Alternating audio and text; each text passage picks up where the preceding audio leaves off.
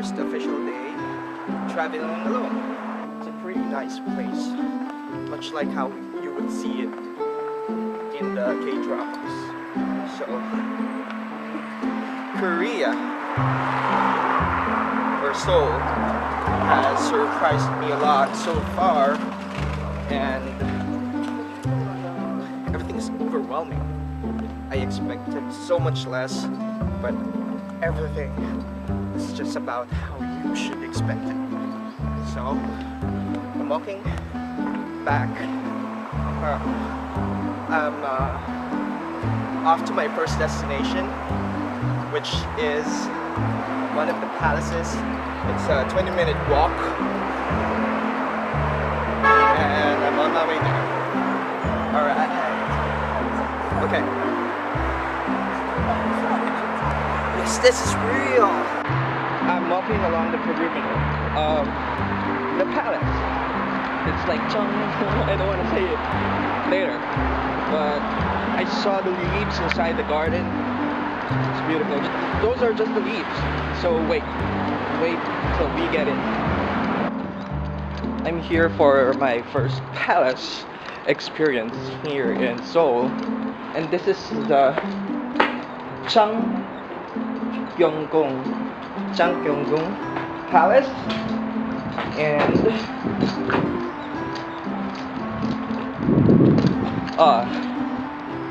this is beautiful, and wow, it's just like how you would see it in the King movies. I keep on saying that because it's true. Yeah, this is so awesome. So I'm looking for the tour, the English tour. Apparently, the information lady told me that it's gonna start 11:30. It's already 11:30. Now we're gonna go ahead and try to look for the tour. Alright, here we go.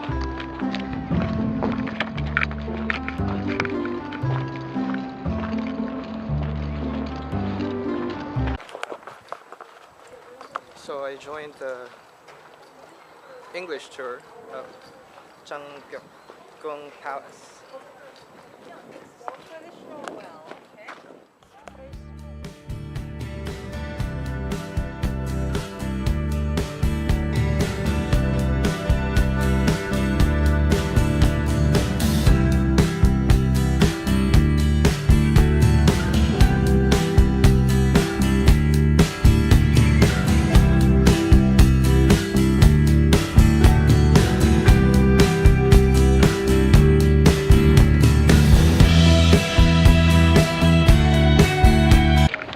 I'm here at the Changgyeong Palace, which is inside the compound of that other, or of the main palace, or the bigger one. And I'm gonna take more photographs here. It took me a while before I finally got to figure out how to get to this part of the complex. So I'm here at the main gate of the Changgyeong, and I'm waiting for the English tour to start. I think I saw the tour guide. It's gonna start by 2:30 p.m. and yeah, excited. This palace here in the complex is much more elaborate than the first one that I've been to, so I'm really excited, and I just can't hide it. Anyways, so I'm gonna wait for the tour now.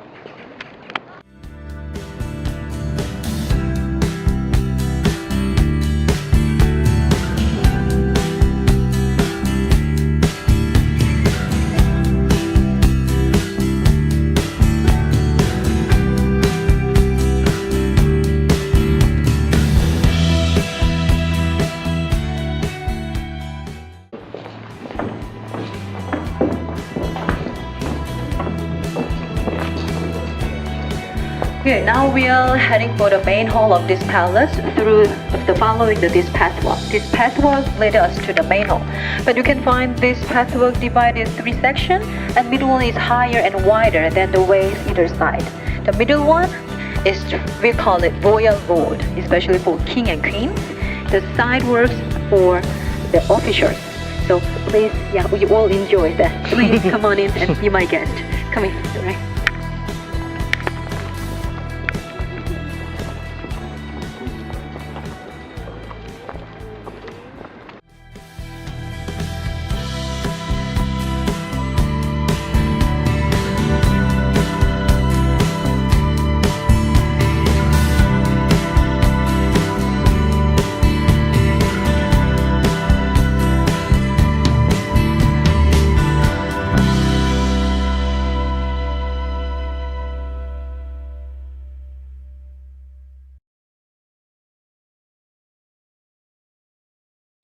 So this is the throne room, and we're gonna take a look at that.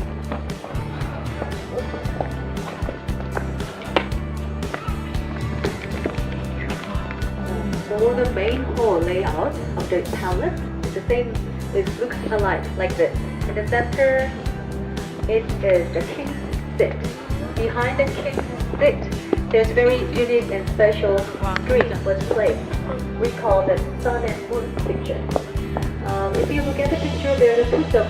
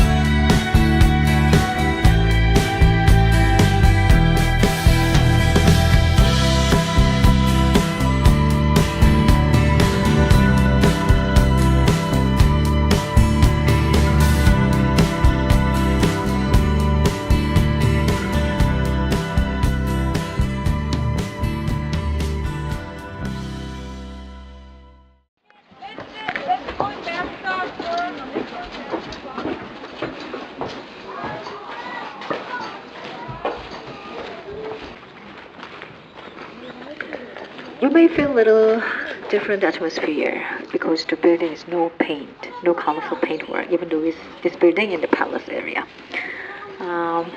This building was made by actually our 24th king ordered to construct this building complex for his concubine, the third wife.